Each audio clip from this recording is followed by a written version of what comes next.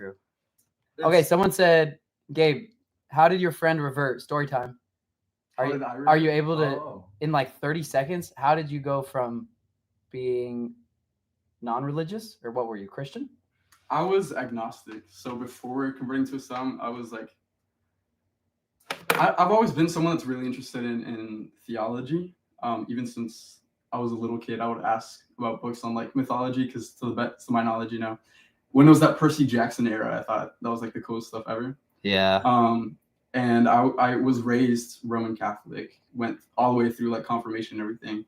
And that was in sophomore year of high school. And then it was junior year that I actually found Islam, later into junior year. And so to make it really short, it was really just knowing friends that are Muslim and being interested in what their belief system was. And when I first started reading the Quran, actually, it was really, it's funny now to look back at it. I sort of read it with this intention of like debunking, because that's like when I read the Bible when I was young. I've read the New Testament. Of course, like now I'm not as familiar with it as I once was, but it just wasn't something that really made a lot of sense to me. Something that I thought wasn't necessarily like something that I should follow. And so when I started reading the Quran, I read it with that intention of this is going to be similar to the Bible in the fact that like it's been changed, there's differences. It's not going to be something that's without knowing anything about it, you mean, right? Yeah, without any knowledge about it. And of course, like living in the West, I think it's something all three of us can say we've experienced, is that like cultural stigma when it comes to Islam, of what we know about it, especially because so my parents have traveled in the Middle East quite a bit. Oh wow. They've been to Lebanon. Yeah, they went to they went to Jerusalem. More recently, they went to the World Cup in Qatar. That was actually, it's funny, they were there after I converted. They went to Medina. They went to Masjid al-Nabawi, like the Masjid of the Prophet, peace be upon him. And reading the Quran and the way that I approached it was understanding the most controversial things first. That's what I wanted to sort of get out of the way. I wanted to understand, why is it that women wear hijab? Why is jihad a concept? Why are all these things that are really controversial? Why do they exist? And understanding that, and then reading it. Understanding, no way, Medina. That's sick. Yeah, it was amazing. Alhamdulillah. And they actually, it's funny because so my mom, that's one of the things that she's always been questioning about, is like the wearing of the hijab and like the jilbab and abaya and everything. And she got there and she had to wear hijab and everything, and she was happy with it. Like she seemed like content with it. So yeah, it was really interesting. And like I guess that's sort of the way that it went about, was just reading the Quran to try to understand why those beliefs exist, and then making that connection to God. And one of the first things I did, one of the things I thought was the most important to do, was connect with Muslims and actually understand Islam like through action and through life. So I even emailed, because I didn't, like, my friends that are Muslim, not all of them are frequent the masjid. So I emailed one of the like outreach program directors of the masjid, and they got me my first copy of the Quran. They got me a prayer mat and everything. But yeah, I really just started with questioning, wanting to understand. But then you did fall out of it after. Well, I guess you never really fell out of believing, but you fell out of practice. Also, one sec, someone just donated.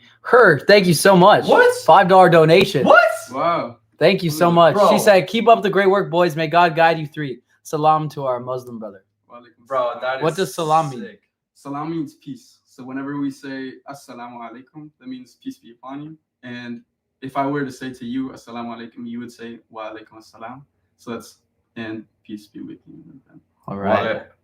So here, let's say we're meeting, right? I would say assalamu alaikum, and you would say wa alaikum assalam. Wa alaikum assalam. Wa alaikum. Wa alaikum Salam.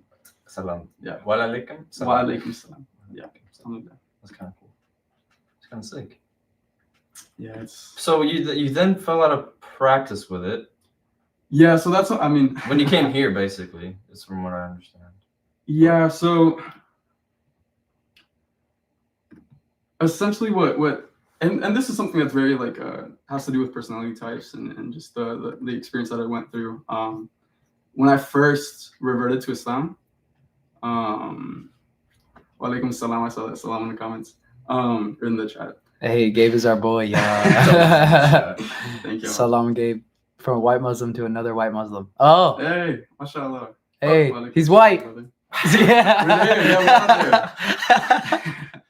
It's funny actually at the masjid. There are like a few reverts, and I met the first Latino revert, which is crazy because that's not something that's common at all. And he's born in Brazil. His parents are from Venezuela and Mexico, and then he was raised here. So he's really just that's kind of. And he's Dude, it's crazy how he's Mr. Worldwide, literally. Get into religion, bro. Yeah, backgrounds in it's crazy. And everyone has a unique way of. Yeah, everybody has a story. Everybody does have a story. It's kind of sick. It is sick. Hey, I appreciate you guys being here today. We can stream for like 13 more minutes. That's fine. Yeah. Interesting. People are loving your story. Yeah, I think it's a pretty common thing, just at least in the West. So how many people are, when you go to the mosque, we're in Texas, by the way. When you go to the mosque, how many people are white? Like white? How many people look like you? Yeah, he's told me that. How many people are? Yeah. How many people do you know that are like students at A&M that are white, that are just like you? Off the top of my head, like a white male that goes to A&M. Male, maybe like 10 or less. And there's a lot of out of how many people that are there? The MSA itself has like 1,000 something members. So like of the people that go to the masjid frequently, it's like 100, over 100, 200.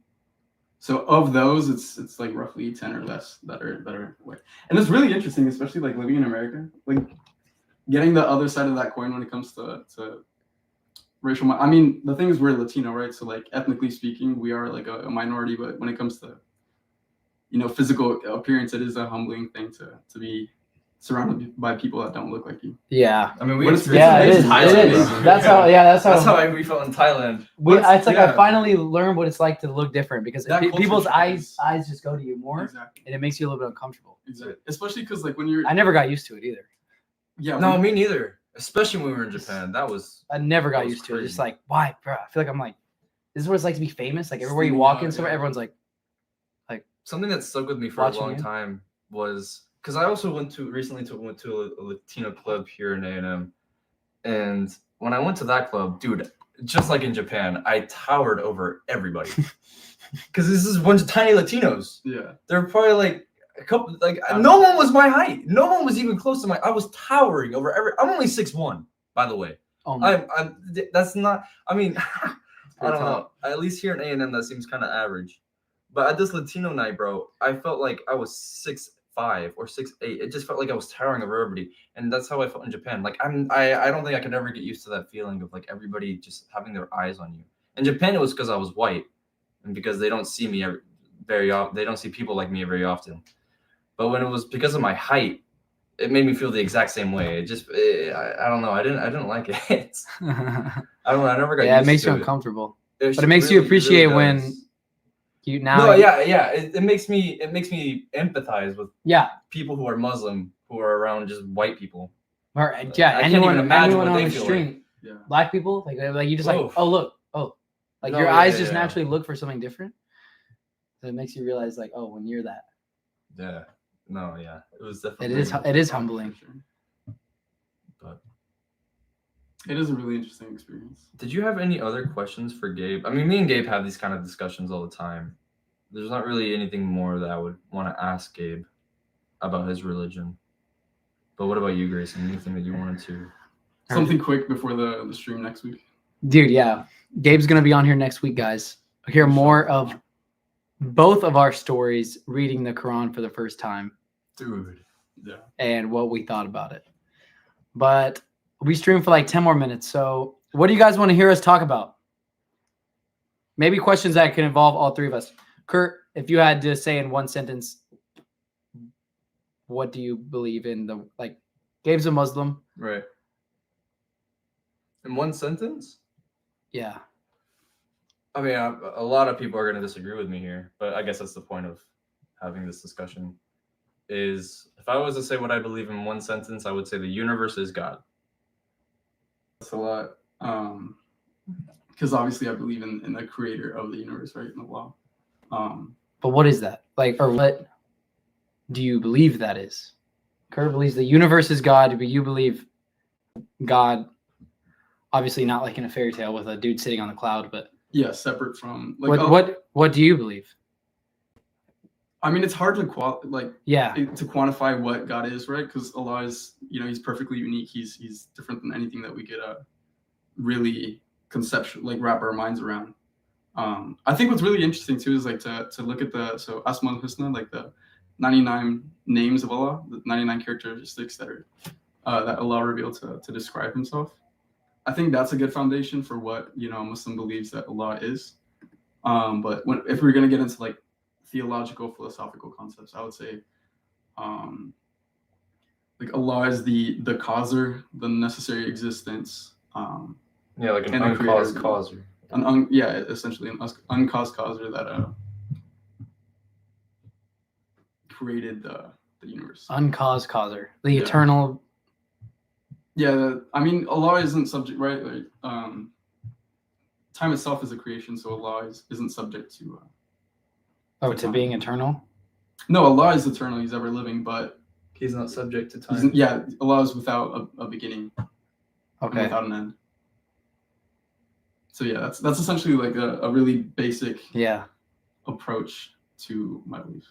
But in terms of how us three interact in the world, we probably all believe the same thing in terms of being a peaceful person. Yeah, I was gonna say what me and Gabe believe, even though we have different beliefs of.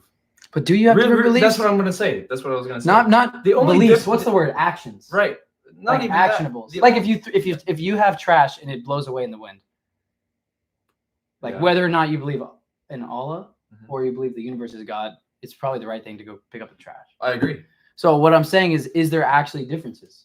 Well, the only difference that I can see that the main point arises is the only difference between the two is, I guess, the beginning of the universe, because that's the only difference. But how does that affect what you do? No, I get what you're saying, but I'm just trying to say that is the one difference. That's it. Everything else is essentially the same. The only thing that's different there is where the universe came from. When we boil it down to, how do I describe it? When we boil it down to the deepest root, the only thing that separates us from what we believe and how we act and blah, blah, blah, blah, is how did the universe come to be? And that changes how you act? Not really. I mean, okay. It just gives us what we believe, and therefore it gives us, we set a standard of morals upon that. That comes with that. Man, I'm fumbling my words again, but that's what I would say would be the only really key difference, in my opinion, is that.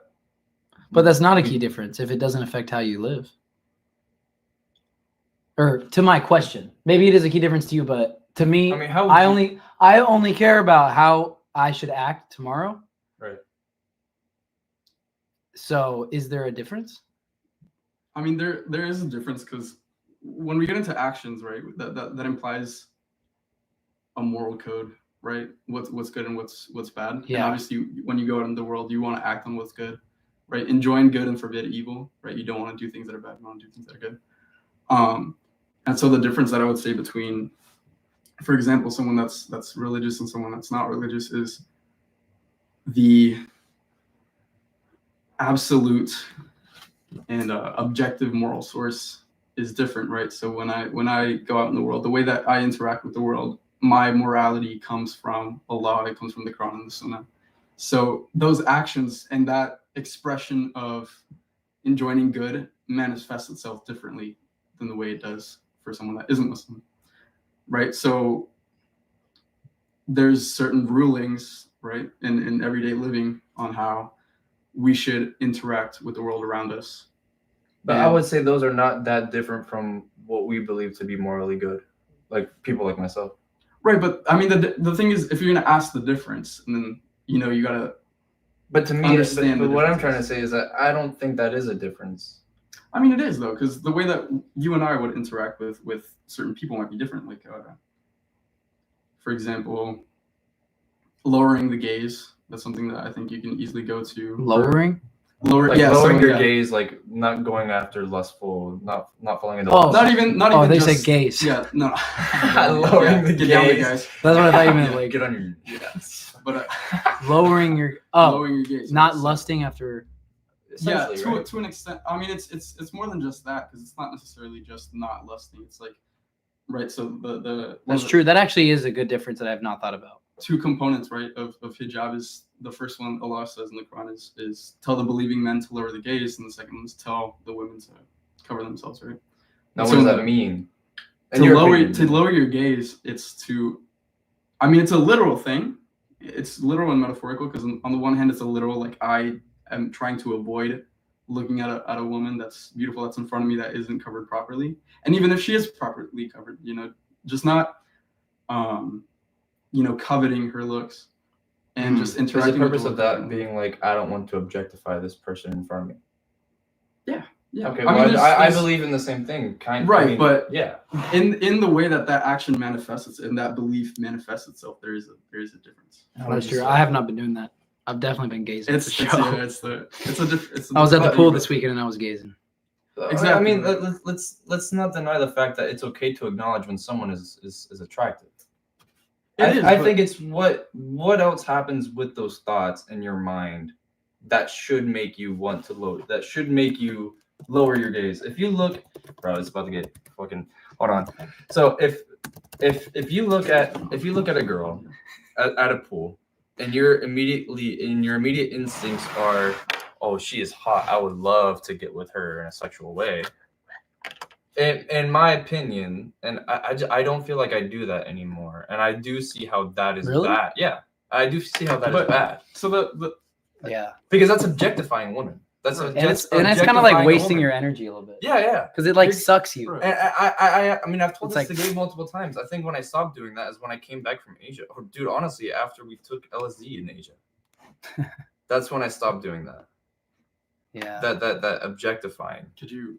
Because it just made me realize that we're all human. That's my personal thing on it. Yeah. Then you stopped looking at women in that way, or you stopped trying. For example, as soon as I would even start to think of objectifying a woman in that way, or start having sexual thoughts of a particular woman, look away.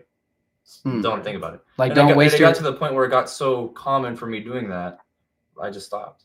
I mean, me and Gabe had this discussion all the time where if we see a scantily dressed woman or girl, especially here in College Station, and we see, a woman who is dressed modestly right next to her, we had this discussion the other day where it's like, I don't see them any difference based on how they're dressed, if that makes sense. Like, I don't see them any different. Oh. Versus someone who's dressed scandalous and covered up? Right. They could be right next to each other. Could I bring something up really quick? I just want to talk. Two people in the chat made really, really good comments. Go for it. Jazakallah khair. Let's see. Okay, right here. Thank you, Ellie Shikna. Yeah, forgive me if I'm mispronouncing your name. So what is that's one of the points that I want to bring up. You can look for a second, but not focus on her. Oh. And secondly, Ridwan. That actually seems like a real life solution. Yeah, so Ridwan right there. Also, prevention is better than cure. Jazakallah khair. That's exactly the thing as well. So Islam it's a religion of prevention. So we believe that it's better to avoid a sin entirely and try to just not fall into it than fall into it and then have to correct your mind. It's just avoid it entirely, right? So when you lower your gaze, there's two things. If a woman walks in front of me and she's beautiful, mashallah, I can acknowledge the fact, if I see her because I'm looking in that direction and I just happen to see her, the first gaze is halal. Like, that's not wrong for me. First gaze is what? Halal. It's permissible. So if she walks by me, and I just happen to notice her, and then I notice that she's very beautiful, that's not haram, right? Because in that moment, it's not something that I'm intentionally looking for or doing. So one of the things of Islam, right, is the intention behind your action. So after she walks in front of you, that's where you acknowledge the fact that yes, she's very beautiful, and then in your submission to Allah, you would want to lower your gaze, you want to look away, and that's two things right there, right? You're preventing your mind from going and thinking about things you shouldn't be thinking about. You're preventing, right, the shaitan from getting in your mind and whispering things to you. And the second is you're making your action a willing submission to Allah, right? You're making that action. You're being God conscious. You're understanding the fact that one day Allah will hold you accountable for what you're doing. And so you want to lower your gaze and submit your will to Allah. And that's what I would say is different, is that, yes, we can acknowledge the fact that she is a beautiful woman and she's walking in front of me. But immediately after that, in my submission to Allah, I'm going to lower my gaze and just tune it out. But what do you think is the underlying reason for that? To prevent? I mean, think deeper. There's three, right? Is to prevent the mind from running away. Because, like men, the way that we're... Wait, why is that bad? What? Why is it bad? Why is it bad to have sexual thoughts of a woman that you see and you desire to have her in bed? Let me say. I mean, I will say... Don't worry, I'll let you. No, you. But I mean, for me, thank you so much for another donation. Kurt, hold the thought. Thank you so much. See? In them is great sin. Oh, we talked about this yesterday. They ask you about wine and gambling, say in them is great sin, yet some benefit for people, but the sin is greater than their benefit.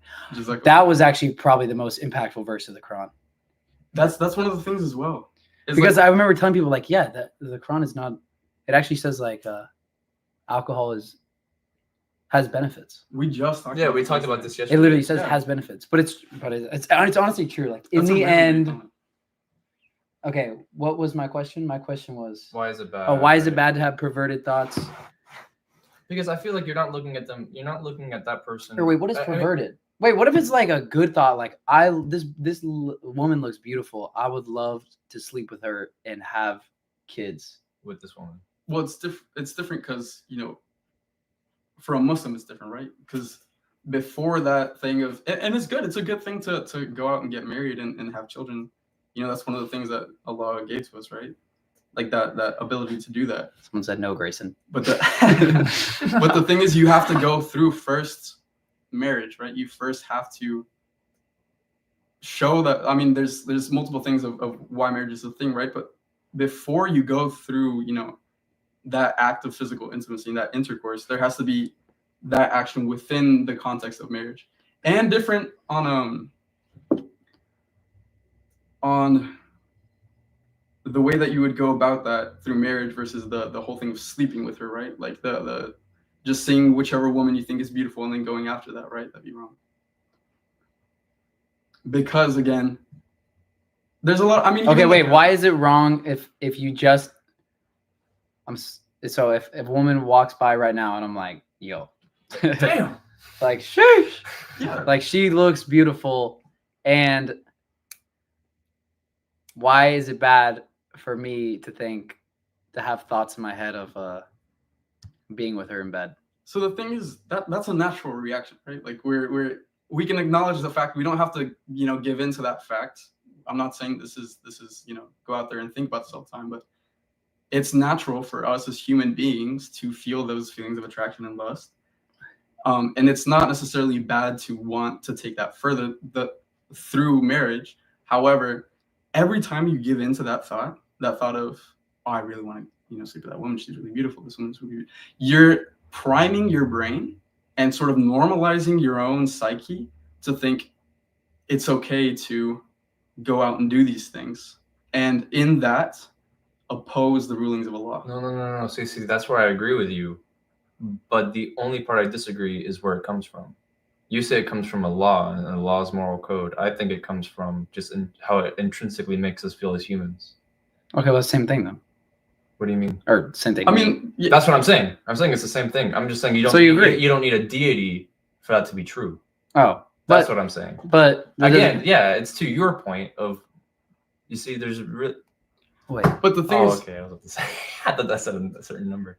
That's crazy. What's SAR? Dyslexic steak. Dyslexic steak. Thank you so much for 50 SAR. What is a